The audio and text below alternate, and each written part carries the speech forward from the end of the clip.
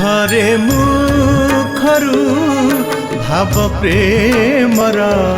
ଦିବ୍ୟ ଅମୃତ ବାଣୀ ପାପି ତରନ୍ତି ତପି ତରନ୍ତି ତପତ ବୈତରଣୀ ପାରିବ ଯଦି ତାରାକୁ ଗଣି ମାପି ପାରିବ ସାଗର ପାଣି ସକାଳୁ ଉଠି ଦେଖ ଏମ୍ବିସି ଦିବ୍ୟ ଅମୃତ ବାଣୀ ଅମୃତ ବାଣୀ ଅମୃତ ବାଣୀ। हरे ओम नीलाचल निवासाय नित्याय परमात्मने बलभद्र सुभद्राभ्यां जगन्नाथाय ते नमः। पिता स्वर्ग पिता धर्म पिता हि परमं तप पितरी प्रतिमा परने प्रियंते सर्वदेवता। कोटि ब्रह्मांड नायक जगतर नाथ जगन्नाथंकर अभय चरण रे अनंत कोटि भूमिष्ठ प्रणति। मोर पितृमातृ चरण कमल रे अनंत कोटि भूमिष्ठ प्रणति। सज्जन शास्त्र कहती आमको जी जन्म देइचंती जड़े हेउचंती बापा एवं आउ जड़े हेउचंती माँ। एई दुई जण हेउचंती आमर आद्य गुरु अर्थात जड़े आमको स्नेह ममतारे पालन करती एवं आउ जड़े आमको कठोर अनुशासन देई आमर सामाजिक चलनी को गोटे नीति नियम एवं श्रृंखलित आचरण द्वारा आमको दृढ़ करि थांती। बेले बेले जड़े मनुष्य बाल्यकालरू बा शैशवरू निजर गृहरु जो शिक्षा एवं संस्कार आनी थाए शिखी थाए बेले बेले संग दोषरे से शिक्षा संस्कार एवं नैतिक आदर्श को भूली से बाटबणा हो जाई थाए। अर्थात किछि भल कर्म करिबा परिवर्ते किछि मंद कर्म मध्य करि थाए जद्वारा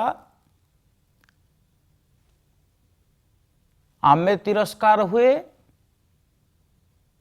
एवं आमर बापा को बा आमर माँ को मध्य लोक माने तिरस्कार करती। किंतु संसार रे सीए सबुठारु पुण्यवान सीए सबुठारु सुखी जी बापा एवं माँ निर्देश अनुसार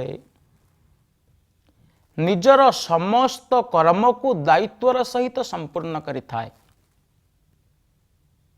आचरण एवं उच्चारण तो भिन्न भिन्न किंतु आमे किछि न करिबा अपेक्षा भल कर्म करिबा पाई चेष्टा करिबा ताहा आम पाई मध्य गोटे पुण्य कर्म। किछि कर्म न करी घरे बसिबा अपेक्षा जदि आमे किछि भल कर्म करिबा पाई चेष्टित हुए से कर्म आमे आजि न करि पारिले मध्य आसंता काली को अल्पांशरे मध्य से कर्म करिबा पाई आमे समर्थ ही थाउ। जेपरी अभ्यास बले शिशु जथा शिखई क्रमे कही कथा थरकू थर पड़ी तले चालई अभ्यासर बले। गोटे शिशुटीए आस्ते आस्ते आस्ते आस्ते जेपरी कथा कहिबाकू आरंभ करे अल्प अल्प कही जेपरी कथा शिखिबा अभ्यस्त रखि थाए बा शिखिबाकू चेष्टा करि थाए आमे माने आमर सामाजिक जीवन रे सामाजिक चलनी रे आमको किछि भल कथा कहिबा पाई प्रयास करिबा उचित। केही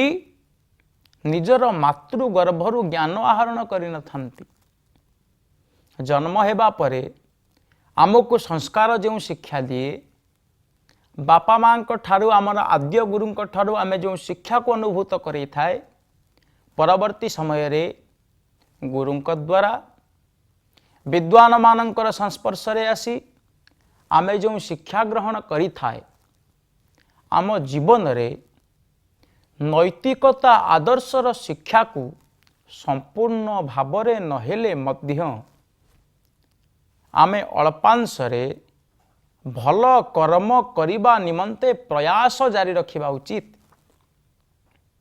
थरकू थर पड़ी तले चालोई अभ्यासर बळे गोटे शिशुटीए प्रथमे मार कोलरू आंठेबा को चेष्टा करे, तापरे पेटेई चलिबा को चेष्टा करे, तापरे कांथकू धरी आस्ते आस्ते आस्ते आस्ते जेपरी अभ्यास करिबा द्वारा सी चलिबा शिखी थाए। कहार हाथ धरी हो, कांथकू धरी हो, जेपरी तार प्रयास निरंतर चली थाए। आमको गोटे शिशु ठारू अनेक किछि शिखिबार अछि। शिशुटीए ताकू जेतबेले क्षुधा लागे से कांदे। निर्माण मोहाजित संग दोषा, तार किछि मोह न थाए, से मोहाविष्ट ही थाए। जेतबेले ताकू क्षुधा लागे से कांदे। क्रंदन करिबा मात्र के माँ ताकू खाइबा को दिए। किंतु बेले बेले आमर सामाजिक चलनी मध्यरे आमर जहा आवश्यकता न थाए, आमे बेले बेले से आवश्यकता को मध्य पूरण करिबा पाई चेष्टा करे। तेणु सामाजिक जीवनी सामाजिक चलनी मध्यरे आमे सबु बेले भल कर्म करिबा निमंते प्रयास जारी रखिबा उचित। धरंतु गोटिए शिशुटीए जन्म हेबा परे से प्रथमे कांदी थाए। कांदिबा मात्र के माँ ताकू स्तन्यपान करई थांती। किंतु आपण नजर करिवे, से शिशु जेतबेले निजर आयुरे बढ़ी बढ़ी बढ़ी बढ़ी बढ़ी बढ़ी शैशव अवस्था यौवन अवस्था रे परिणत हुए, यौवन अवस्था को आसी जाए। यौवन अवस्था को आसी जिबा परे से पिला बेलू पाइथिबा शिक्षा एवं संस्कार रे ता पाखरे टिके व्यतिक्रम देखा मिले। जो व्यतिक्रम स्वरूप शिशुटी अनभ्यास रे मध्य किछि कर्म करिबा को चेष्टा करे, जो कर्मटी तार करिबा उचित नहीं। तेणु आजिर शिक्षा, आजिर बाणी, आजिर अनुचिंता आमको यही शिक्षा दिए, आमे संसार को आसीचे किछि भल कर्म करिबा, जो भल कर्म करिबा द्वारा आमर जश एवं कीर्ति आमको अमर करि रखिबो। तेणु भल कर्म करिबा निमंते सबु बेले भल गुण को, भल आचार एवं व्यवहार को समाज रे सामाजिक चलनी रे परिचालित करैबा निमंते आमे प्रयास करिबा उचित। जय जगन्नाथ, जय जगन्नाथ, जय जगन्नाथ।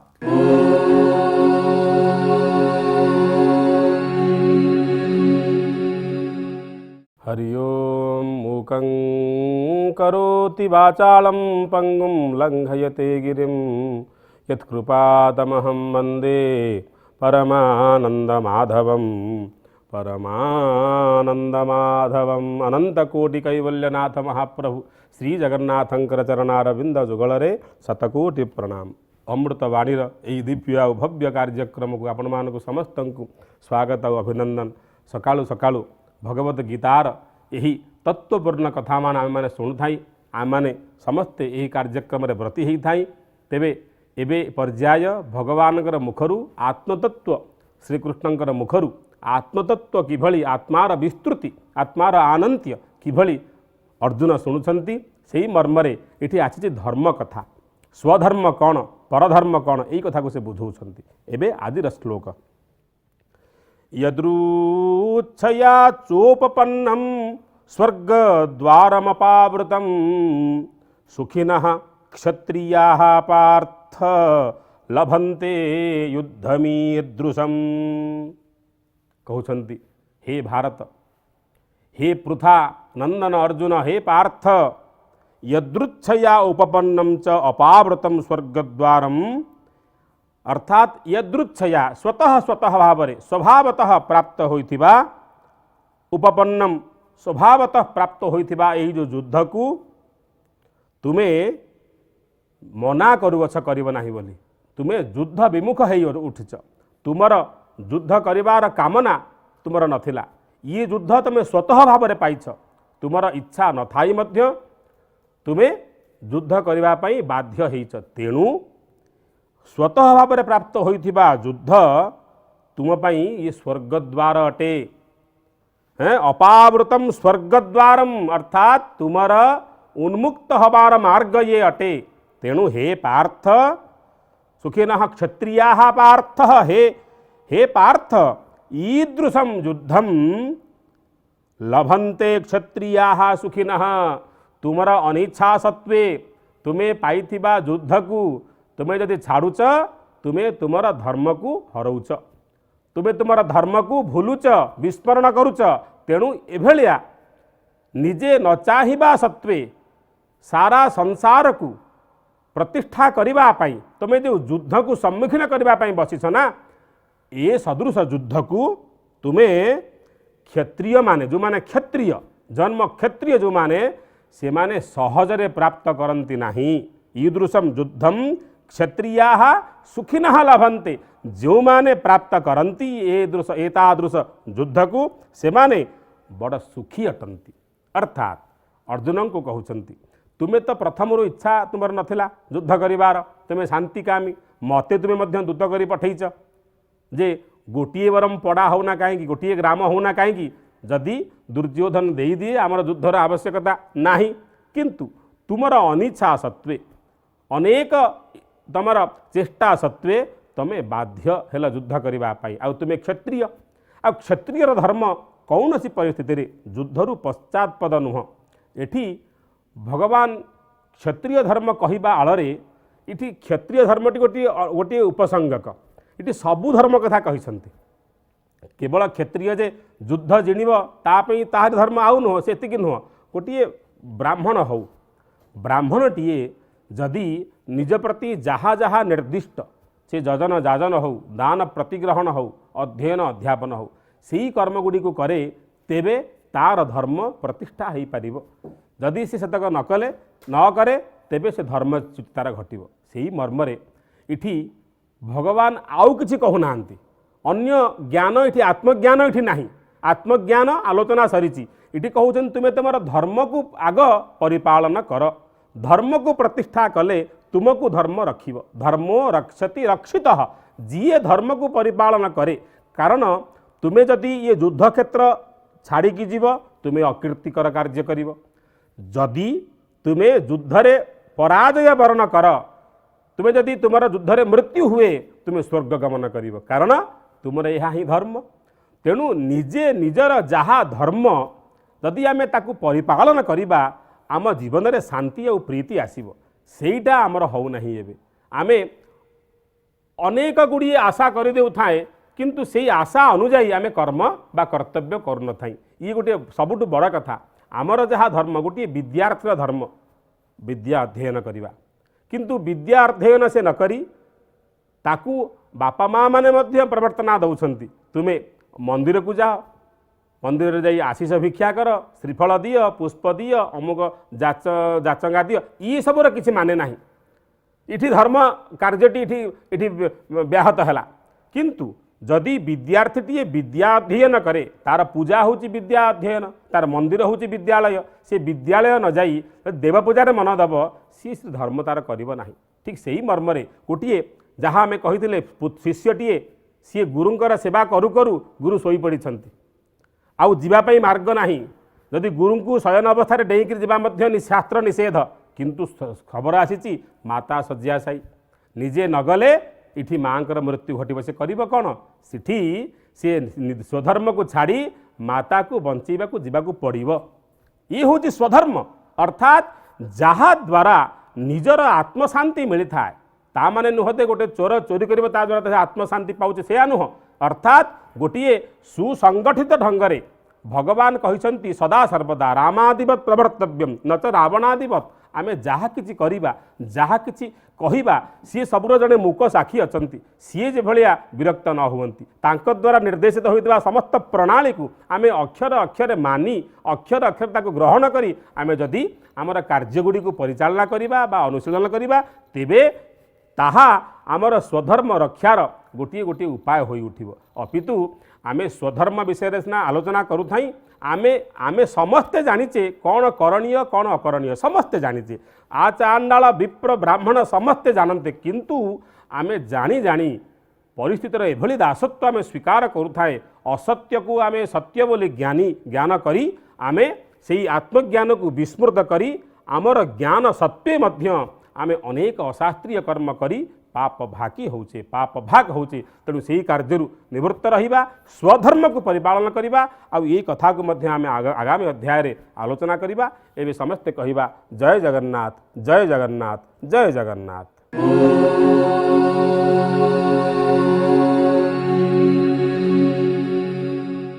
दर्शक बंधु मानंकु मोर नमस्कार। जीवन रे बहु प्रकार दुख अच्छी श्रीमद् भगवत गीता रे ये जगत को दुखालय बोली कहा जाइछि अर्थ एटी असुस्थता जनित दुख अभाव जनित दुख अशांति जनित दुख बहु प्रकार एपरी दुख अच्छी दुखरे भांगी पड़िले चलिबा नाही कारण दुख आमको भांगी दबा को चाहे आमे किंतु दुख को भांगी आग को जीवा दुख तो विभिन्न कारण आसुछि मनीष जहा चाहे ता पाउनी बोली जहा पाइछि ताहा चाहुनी बोली विभिन्न कारणरू ए दुख सबू आसुछि द्वंद्वर दुख आसे कौन करिबी कौन कहिबी कौन न कहिबी केउ बाटे जीवी केउ बाटे न जीवी ये मध्य दुखर कारण हो पारे। दुखर सबुठु बड़ कारण कामना कामना कहिले दर्शक बंधु आमे आवश्यकता ठारू अलगा कथा बुझिबा आवश्यकतार गोटे लक्ष्मण रेखा अच्छी धनर हो जसर भी हो क्षमतार भी हो जहा जहा आवश्यक जीवन पाई तार गोटे लक्ष्मण रेखा अच्छी ताकू डेई पड़िबा को आमे कामना बोली कहू से कामना दुख आणे जंत्रणा आणे जीवन रे समस्त प्रकार अस्वस्थि भाव को डाकी आणे जोथि पाए कि कवि कहउछंती आउ एणिकी रे मन भूलु काहींकी उड़ुछि काल संचाण जना नाही कि बैरित कलपणा छेदी पका बेनी डेणा शून्य रे बाजुछि बीणा शुणा नाही कि सतरे से कामनार विनाश रे दुखर विनाश बोली बुद्धदेव कहिथिले एवं से विनाश किपरि हब आम चेष्टारे ताहा आमे करि परिबा नाही सेथिपाई आमको भगवान को शरण नबाकू हब भगवान को पादपद्म रे आश्रय नबाकू हब एवं से दुख को अतिक्रम करिबा पाई ईश्वरंकर कृपा भिक्षा करिबा को हब आउ कहिबा को हब सकल तीर्थ तो चरणे भद्रिका जीवी की कारणे ଆଶ୍ରମ ନାମ ବଦରିକା ସେକି ତୋ ଚରଣୁ ଅଧିକା। ହେ ଭଗବାନ, ମୁଁ ତୁମ ପାଦପଦ୍ମରେ ଶରଣ ନେଉଛି, ତମେ ମୋ ଦାୟିତ୍ୱ ଗ୍ରହଣ କର, ମୋର ଏ ଦୁଃଖକୁ ତମେ ଦୂର କର, କାରଣ ତମେ ଦୁଃଖ ହାରି, ତମେ ହିଁ କେବଳ ଦୁଃଖ ବିନାଶକାରୀ। ଅନ୍ୟ ଗତି ମୋର ନାହିଁ। ମନେ ପଡ଼ୁଛି ଶ୍ରୀ ମାଙ୍କର ଗୋଟିଏ ବାଣୀ, ଯାହା ତତେ ବିବ୍ରତ କରୁଛି ତାକୁ ଭଗବାନଙ୍କୁ ଚିନ୍ତାରେ ଦେଇଦେ, ସେ ତତେ ସେଥିରୁ ଟାଣି ବାହାର କରିଦେବେ। ସେଇ ଦୁଃଖ ଆଉ ଦୁଃଖ ହୋଇ ରହିବ ନାହିଁ, ତାହା ପରିବର୍ତ୍ତିତ ହୋଇଯିବ। କିପରି ହେବ ସେ କଥା ଆମେ ଜାଣିପାରିବା ନାହିଁ, ବରଂ ଦୁଃଖର ରୂପାନ୍ତର ଘଟିଗଲେ, ପରିବର୍ତ୍ତନ ଘଟିଗଲେ ଆମେ କହିପାରିବା ଯେ ସତେ ଦେବକୂଟ ସିନା ଦେବତାଙ୍କୁ ଜଣା, ମନୁଷ୍ୟ ତହିଁରେ ସଦା ପଥ ବଣା। ମାତ୍ର ଏସବୁ ନକରି ଆମେ ଯଦି ଦୁଃଖ ବିଷୟରେ ବାରମ୍ବାର ଭାବୁଥିବା, ସାରା ରାତି ଅନିଦ୍ରା ହୋଇ କେବଳ ଦୁଃଖ ଦୁଃଖ ଦୁଃଖର କଥା ଚିନ୍ତା କରୁଥିବା, ତାହେଲେ ଦୁଃଖର ମାତ୍ରା ବଢ଼ିଯିବ। ଶ୍ରୀମାଙ୍କ କଥାରେ ତୁମେ ଯଦି ଅହରହ ଦୁଃଖର ଚିନ୍ତା କରିବ, ତାହେଲେ ଦୁଃଖ ଭାବିବ ଯେ ତମେ ତାକୁ ସ୍ୱାଗତ କରୁଛ ବୋଲି, ଏବଂ ସେ ତାର କାୟା ବିସ୍ତାର କରିବ। ଦୁଃଖ କଥା, ଅସୁବିଧା କଥା ଭାବ ନାହିଁ, ତାହେଲେ ଦୁଃଖର ତୁମ ପ୍ରତି ପ୍ରଭାବ ମଧ୍ୟ କମିଯିବ ଏବଂ ତୁମେ ସେଇ ଦୁଃଖର ଘେରରୁ ବାହାରି ଆସିବାକୁ ସମର୍ଥ ହେବ ଏବଂ ସେହି ଭଗବତ କରୁଣା ସମସ୍ତ ଦୁଃଖକୁ ଦୂର କରିଦେଇ ପାରିବାକୁ ସମର୍ଥ। କବିଙ୍କ ଭାଷାରେ ଈଶ୍ୱର ଦୟା କିବା ଉଦାର, ଲଘୁ କରଇ ଦୁଃଖୀ ହୃଦୟ ଭାର, ଜନମାଏ ସନ୍ତୋଷ ମନୁଷ୍ୟ ମନେ, ମଣ୍ଡଇ ହୃଦ ରାଜ୍ୟ ଶାନ୍ତିର ତନେ। ଆଉ କାହାକୁ, ବିଶ୍ୱକର୍ତ୍ତାଙ୍କୁ, ମଙ୍ଗଳମୟଙ୍କୁ, ଭଗବାନଙ୍କୁ ଯଦି ଆମେ ଦୁଃଖର କଥା କହିଦେବା, ଦୁଃଖ ଜଣେଇକିରି ରହିବା ନିଶ୍ଚିନ୍ତ, ତାହେଲେ ନିଶ୍ଚିତ ଭାବରେ ତାର ସମାଧାନ ଆସିବ। ସେଥିପାଇଁ ଶ୍ରୀ ଅରବିନ୍ଦ କହନ୍ତି ଯେ ଭଗବାନଙ୍କୁ ସମସ୍ତ ଦୁଃଖ ଦେଇ, ଦୁଃଖ ଜଣେଇ ଦେଇ ଭବିଷ୍ୟତ ଚିନ୍ତା ଶୂନ୍ୟ ପ୍ରଜାପତିଟିଏ ଭଳି ହୋଇଯାଅ, ତାହେଲେ ତୁମେ ଦୁଃଖ ଦ୍ୱାରା ଆକ୍ରାନ୍ତ ହେବ ନାହିଁ। ଯେତେ ପ୍ରକାର ଦୁଃଖ ଅଛି, ସିଏ ଦୁଃଖଠୁ ଅତିକ୍ରମ କରି ତାଠାରୁ ତୁମେ ମୁକ୍ତି ପାଇବା ପାଇଁ ସେଇ ବାଟଟି କରିବା କଥା। ମନେ ପଡ଼େ ପ୍ରସଙ୍ଗଟିଏ, ଶ୍ରୀ ଅରବିନ୍ଦ ଆଶ୍ରମର ଏ ପ୍ରସଙ୍ଗ, ଯେଉଁଠି ଜଣେ ସାଧକ ଅହରହ ଦୁଃଖରେ ଘାରି ହେଉଥିଲେ, କାରଣ ତାଙ୍କୁ ଜଣେ ଜ୍ୟୋତିଷ କହିଥିଲେ ତାଙ୍କର ମୃତ୍ୟୁ ଖୁବ୍ ଶୀଘ୍ର ହୋଇଯିବ ବୋଲି। ସେ ଶ୍ରୀ ଅରବିନ୍ଦଙ୍କୁ ଦେଖା କଲେ ଏବଂ ଶ୍ରୀ ଅରବିନ୍ଦଙ୍କୁ ସବୁ କଥା କହିଲେ। ତାପରେ ଶ୍ରୀ ଅରବିନ୍ଦ କହିଲେ, ତମେ ଆଉ ଚିନ୍ତା କର ନାହିଁ, ତମର ମୃତ୍ୟୁ ଚିନ୍ତାଟା ଯାହା କରୁଛ ମୁଁ ନେଲି, ତମେ ଏଣିକି ନିଶ୍ଚିନ୍ତରେ ରହ। ସତରେ ମୃତ୍ୟୁ ଚିନ୍ତା ଚାଲିଗଲା ତାଙ୍କ ମନରୁ ଏବଂ ସିଏ ନିଶ୍ଚିନ୍ତରେ ବହୁତ ଦିନ ଧରି ଜୀବିତ ହୋଇ ରହିଲେ। ସତେ ଦୁଃଖକୁ ଆମେ ଦୂର କରିବା, ଆମ ଭିତରେ ସେ ସାମର୍ଥ୍ୟ ରଖିବା, ଆମ ଭିତରେ ସେ ଚେତନା ରଖିବା, ସେ ଚେଷ୍ଟା ରଖିବା, ତାହେଲେ ଆମେ ମଧ୍ୟ ଅତିକ୍ରମ କରିଯିବା ବିପଦକୁ, ଦୁଃଖକୁ, ଯନ୍ତ୍ରଣାକୁ। ଏଥିରେ ସନ୍ଦେହର ଅବକାଶ ନାହିଁ। ଜୟ ଜଗନ୍ନାଥ, ଜୟ ଜଗନ୍ନାଥ।